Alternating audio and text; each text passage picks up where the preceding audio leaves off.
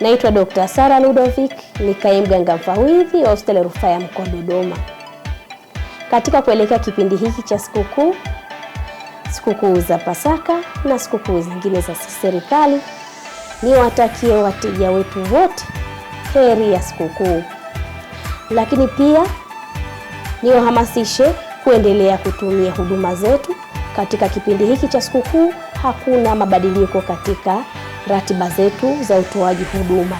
Huduma zetu zote zitapatikana kwa masaa 24, na pia natamani niwape tahadhari, tuendelee kuchukua tahadhari katika kipindi hiki cha sikukuu kwa habari ya matumizi ya milo yetu, ili tuweze kula kwa usahihi, tusiweze kupata maambukizi yanayotokana na kutokula vizuri au kula vyakula vichafu wakati wa sikukuu hizi, ili tuweze kuepuka magonjwa ya mlipuko na sio mlipuko.